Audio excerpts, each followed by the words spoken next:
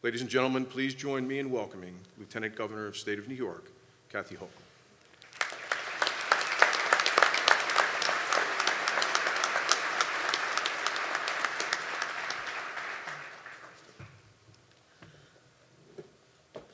Good morning, everyone. I know you're told to look really serious, but this is a fabulous day. You should be so excited and so proud. I know your family members are. I'm looking out and just seeing the beaming faces of moms and dads and spouses and children, and this is a day that you'll remember forever. What a pleasure to be here on behalf of our Governor, Andrew Cuomo, to represent him at this really, truly momentous occasion.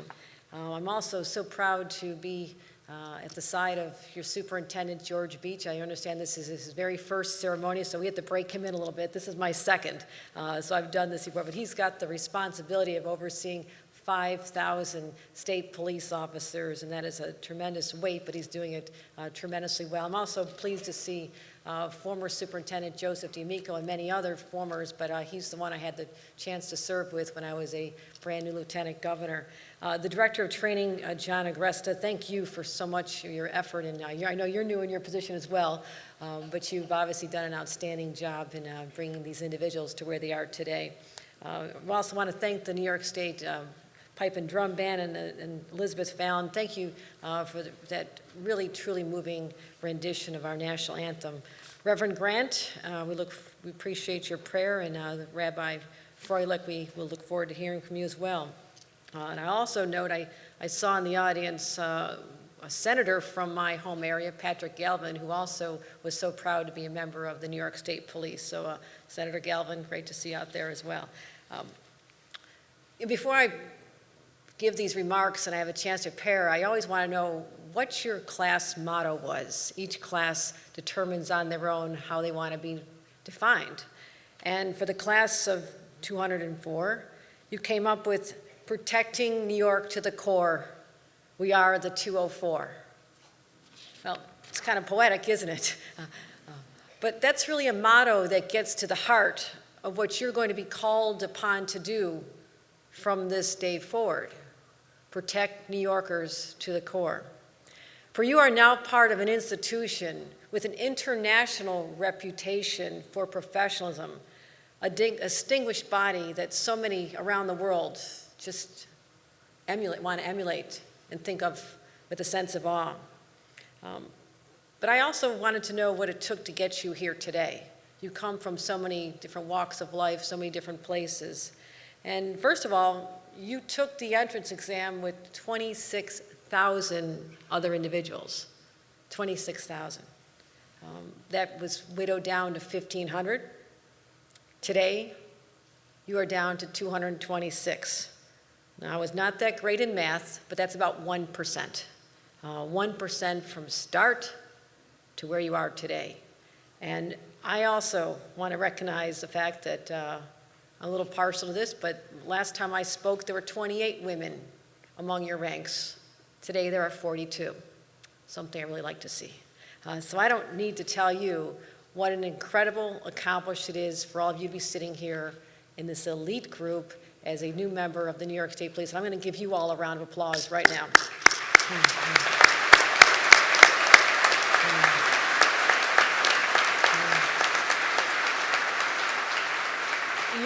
You're here because you were deemed not just the most qualified, but also the most committed to public service. And that's what sets you apart from other people, other professions, other careers.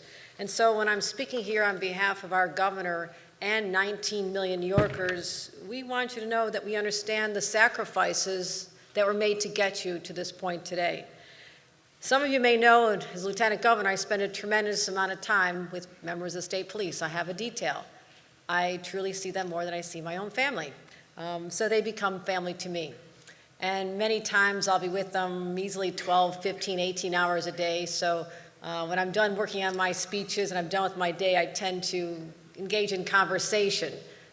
They might define it as interrogation. I call it conversation. But I like to ask them a lot of questions. I want to get a real feel of what the experience of being a state police officer is all about. But I also, this time of year, ask them what it's really like to just come through 6 months of what you did. Because we don't really know. You're the one sitting there, but they did. And they give me a little bit of insight into what it's all about. And the first thing they do mention to all you family members, it is really tough. It is tough to be separated from your family for 1/2 of an entire year. And it was defined as every Friday rolls around, it feels like Christmas. But on Sundays, you kind of feel like a kid back in school again. You have to go back on Mondays, and Sundays are kind of like you're anxious about it. It was really hard. It was really hard on them personally to be away from you. And they missed a lot. They missed a lot of the kids' sports and school events, and for those without their own family, missing time with their own parents and loved ones. And so it was a commitment, a sacrifice for them, but my God, the families, you really did suffer. You're the ones who had to have the dinners alone and just wonder if they're doing okay, and maybe sometimes get those calls and did you give enough comfort? And it's tough. It's been tough what you went through. So I also, on behalf of the New Yorkers, know we have a special debt of gratitude to pay to all of you family members. And I want everyone here to applaud you for the sacrifices you made in allowing them to sit here today.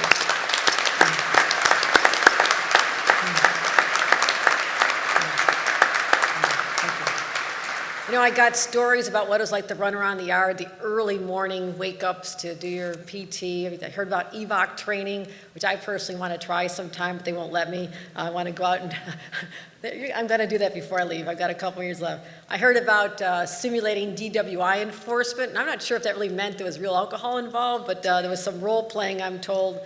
I also heard about really grueling tests. I mean, I'm a lawyer, and I know that all of you know far more about the penal code and criminal justice law than I can ever imagine. So you actually had to become law students, I mean, to pass these really tough tests. You learn defensive tactics and organizational skills and drilling down, and really it's just an intense time. But what came through to me loud and clear after all that was the incredible sense of pride and camaraderie that you felt among each other. You watched each other go through this. You were there at each other's side. And I want to tell you that you have a unique relationship with all your classmates that'll be with you forever. And I know that because the people I'm with who've been out of the academy more than a few years, they still will recognize someone that went through this boot camp with them, and there's a bond. There's a bond there. So these are the people that regardless of where your assignment is in the state of New York, you have friends, allies, and people that would go into a foxhole with you based on the people that you went to this training with today. So that is something special as well. You know, and I know when you're also out there at the academy, you also need to be aware of the legacy that's been entrusted to you. I'm sure each of you couldn't help but notice the incredible bronze monument that stands outside the dorms. And if you notice, and I hope you did, it heralds 4 values. It talks about honor, integrity, courage, and tradition. And think about what each of those words mean. And yesterday, that monument known as the Gray Rider took on special significance. For the man who served as the model for that sculpture, physically, but also who modeled his life after the words that were inscribed on it. Yesterday he lost, we paid tribute to him because he lost his battle with an illness he contracted after 9/11, one of our very own. And I stood with hundreds of men and women in uniform, led by Superintendent Beach, who joined us to pay tribute to investigator Paul Stewart, who reminded us he was just doing his job. So there are risks involved. You know that. There are risks involved in this. But it is his legacy and the legacy of the 130 others who lost their lives during line of duty deaths in the 99-year history that we also have to honor and uphold. And I'm putting that on all of you. I'm putting that on all of you. You will excel. But if there's ever a point of wavering, you have to understand that you stand on the shoulders of a long tradition of professionalism and excellence, but also you must honor the names of the men and women who came before you, who lost their lives while simply serving the public. I also want to take note of the fact that 87 members of this class served our country honorably as members of the United States military. And I'm going to give you all a round of applause.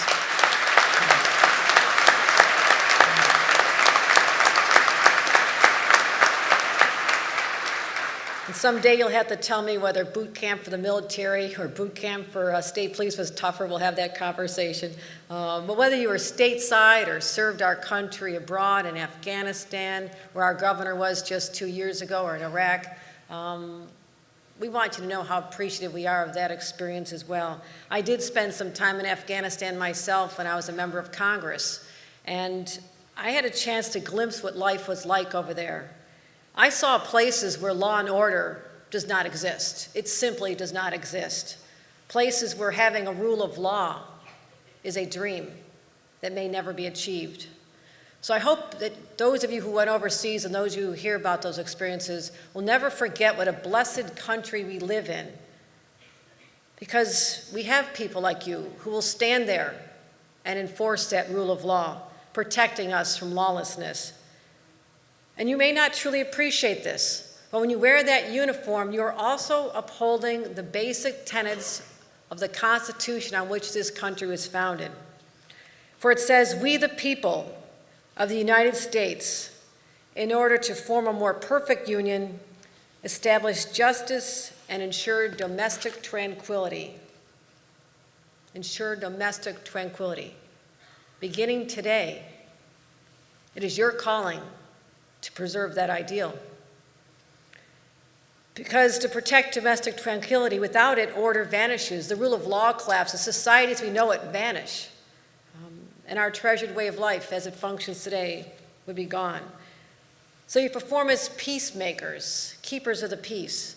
But that phrase does not describe at all what we're now putting on your shoulders when you leave here today. It's so much more than enforcing our criminal and penal laws. You also become emergency management personnel. If anybody noticed, we have way more than ever expected natural disasters in the state of New York. I never thought we'd be talking about hurricanes and tropical storms, but look at the havoc it wreaked years ago when they first hit. But that's going to be the new normal. We're going to be calling on you, not just to save lives, but property, but to help people regain their lives and their sense of space and belonging after a disaster wipes out their home and wipes out their community. You also have to become counterterrorism experts. Here in the state of New York, we are the #1 target of terrorists in the world. People want to do harm to our country that's already been inflicted. You will have to perform that role, something that I'm sure our founding fathers or the founders of the state police never envisioned when this was formed 99 years ago. Sexual assault on college campuses, something the governor has asked me to champion and talk about. I just did this on a campus. We have a state police unit to help ferret out the abusers, but also help the survivors recover and know what their options are legally. You're part of that now. So your work totally takes on limitless forms. And I've seen what you do, and I know there's a difference you can make. And I want to call on all of you as well to never forget to be compassionate with people. Because when you're in a vehicle and you come up on a car that's on the side of the road, you don't know that there's not a mom in there with little kids who've been crying for help, desperate situations. They're just looking for a face that they can look into and trust. And that, ladies and gentlemen, is your face now. That's powerful. That is a powerful responsibility, but it's also a powerful opportunity to change people's lives. You now have that. You're here because you believe in service to others. You know what brought you here. There was some spark that hit you one day, and you said, I want to belong. I want to be part of this. I'm going to call on you also to never forget that feeling. Whether you serve for 10, 15, 20, 30 years, do not forget what brought you here today. Something that made you stand apart. You answered a call to duty that others may hear, but they don't respond to. So never forget that every little act of kindness that you can bestow on another person is remembered. And I know times are tough right now. The tension between communities and law enforcement, it never seemed worse. So you'll be the person, the arbiter.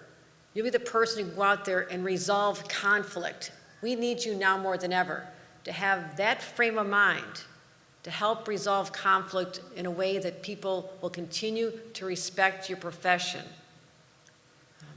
So, it's an exciting day. You're going to want to leave here and hug your families and thank them for what they've done. If you've got a few days off before your new excitement, your new journey begins.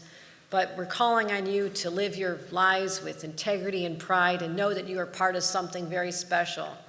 And in that vein, our governor asked me to give you a small symbol of what your new duties are all about. It's a pin, and you'll receive one as you walk off the stage in a few moments. It says performance, integrity, and pride across the top. It's the pin I also wear every day. The first word is performance. Just a reminder, you are here to get something done for the people of the state of New York. It means to accomplish, to actually do something. The second word is integrity. Integrity is everything. It's in government, it's in relationships, it's in life. And if you're true to yourselves and true to a core moral fiber, center of your life, you will operate your lives with great integrity. So personal integrity and institutional integrity are paramount, especially in government, especially today. We want people to believe in you. We want them to believe in you and the work that you do. And the third word across the top is pride, because you should be proud of the work you do. If you're performing and you have an integrity, you should be very proud. Proud to be in this room today, proud to be a member of this elite institution, proud to be a New Yorker, to live in a great state, as we are all blessed to do. And at the bottom of the pin, it simply says, I work for the people. So if you're ever in a tough circumstance and you have to make a decision on what's right and what's wrong, read your pin. It says, I work for the people. That should be the decision. I work for the people. This is not about me. It's not about my personal edification. It's not about my ego. It is about the people of the state of New York who entrust with you this responsibility to be the face of law enforcement, every corner of the 62 counties. So when it gets complicated, it gets confusing, use that as your touchstone. So again, to the 204th, protecting New York to the core, we are the 204. I'm sure you hear that in your dreams at night. Don't forget that, because that is what's going to get you to really, truly live the legacy that this institution deserves to have you be part of. And I wanted to say on behalf of the governor and myself personally, it is such a point of pride to be able to share this day with all of you, all your families. I want to say congratulations, but also may God bless every one of you and keep you safe. Thank you very much.